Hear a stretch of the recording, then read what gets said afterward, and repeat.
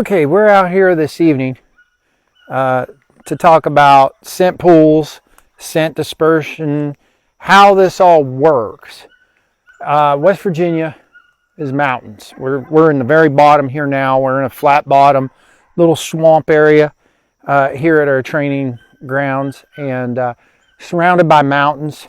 Today was 95 degrees and very hot. And so what happens is that hot air cools, it sinks. Let's just do a little science project here. Cold air sinks, hot air rises. So in the mountains, when you're tracking,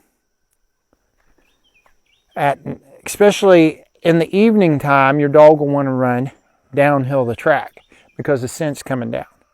In the morning, he's going to run uphill of the track because the scent is rising. It's called thermals. Okay? Now, another phenomenon that occurs in the mountains, and it happens in flat land too, where there's creek and drainages, but a lot in the mountains is what we call a scent pool. Now, a scent pool can be, say your deer come down through this flat ground and died right up here on this first flat. You get there and track it in the evening. Your dog tracks to here and then goes heads up just looking. Why? Because that deer's laying up there, but its scent is holding in this low spot. So what we got here this evening is I have a smoke bomb. We're going to set it off, and we're going to just talk about what the smoke's doing. Now this smoke is scent. Think of that simply, this, whatever you see, this, it's going to be blue. That's the deer scent. And let's watch how it disperses and just talk about it. So I'm going to light it up here.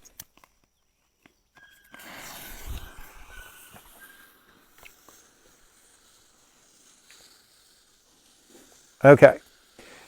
So let's just watch this smoke. It's still slightly rising this evening, but let's see how low it stays to the ground. It's not going straight up.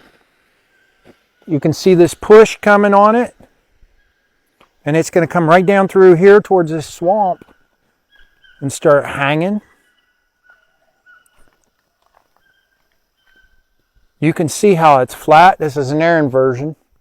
It'll get out here where the sun's still hitting a little bit, get a little warmer air and start to rise.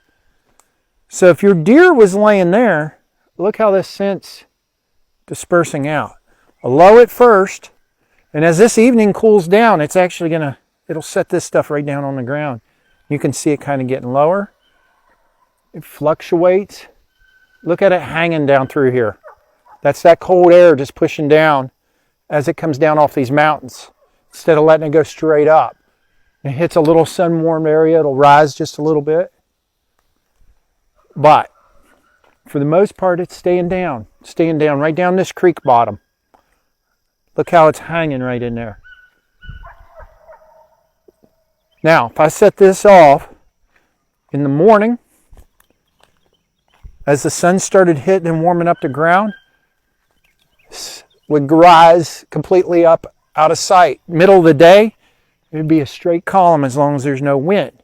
If it's a still day, heat will make it rise. So you can just see how that's just holding down through there. As simple as can be.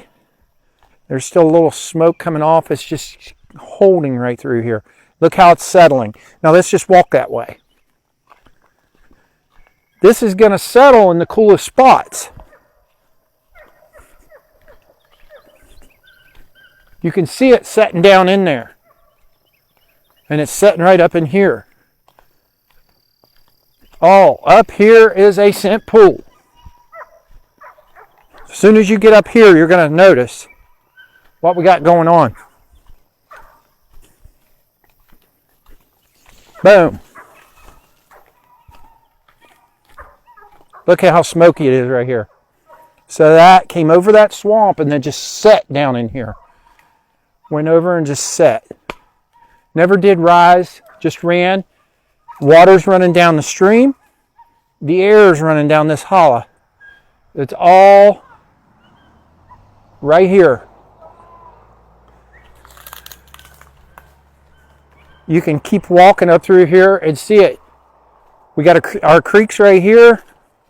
This hollow is flowing this way. And this smoke just is going and flowing with this hollow. And it will settle right here in this field in this lowest spot. You can look at this. What a scent pool right there. So if your deer was laying up there 200 yards away where we lit this off, the scent would be right here. Look at that. And you can see it flowing on down through there and settling in this creek bottom.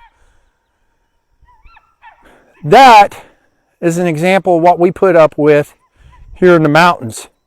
What can get a dog off track? These scent pools.